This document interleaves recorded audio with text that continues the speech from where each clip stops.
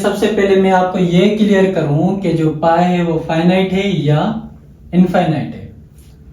तो सिंपल लफ्जों में मैं आपको समझाऊं कि जो पाई का खुद का वैल्यू होता है वो फाइनाइट होता है, और जो डेसिमल पॉइंट्स के बाद डिजिट्स की सीक्वेंस होती है वो सीक्वेंस इन्फिनिटी को शो करती है। मतलब ये कि वो सीक्वेंस कभी भी खत्म नहीं होगी, चलती रहेगी, नॉन रिकरेंगे, चलती रहेगी, कभी भी उसकी एंडिंग नहीं होगी।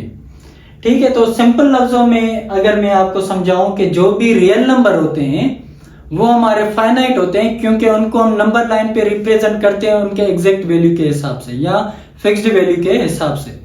तो उस हिसाब से जो पाई का वैल्यू है वो भी 3 और 4 के बीच में आता है, इस वजह से उसको हम नंबर लाइन पे रिप्रेजेंट कर सकते हैं 3 और 4 के बीच में। तो अगर हम सिंपल वर्ड्स में लिखना चाहें, that value of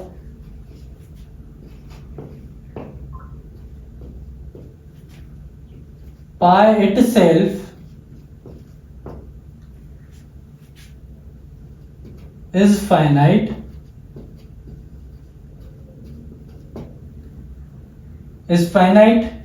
because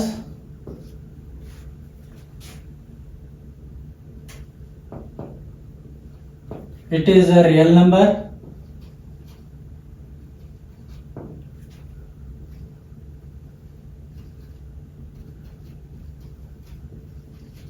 and located between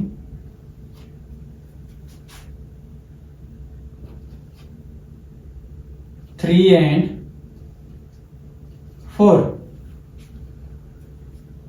but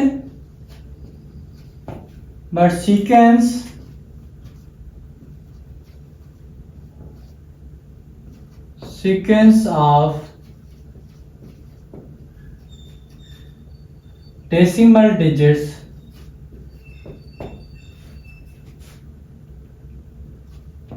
is infinite।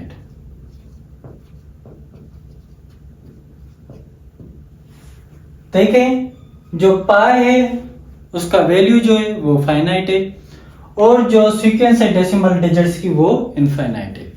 Simple लफ्जों में मैं आपको इनफाइनाइट का कॉन्सेप्ट क्लियर करूं, देखें, लेट सपोज एक एग्जांपल लेता हूं मैं, n is equals 1 2 3 up to so on. अब अगर यहां पे हम देखें कि जो नेचुरल नंबर्स हैं वो कभी भी एंड नहीं होंगे, जितना आप काउंट करते जाएंगे उतने बढ़ते जाएंगे, 1 2 3 4 5 अप टू सो ऑन। अब अगर हम देखें कि हर डिजिट जो है वो अपना वैल्यू रखता है, इस वजह से हर डिजिट के वैल्यू के हिसाब से ये हमारा फाइनाइट है, और इनकी सीक्वेंस के हिसाब से ये हमारे इनफाइनाइट है।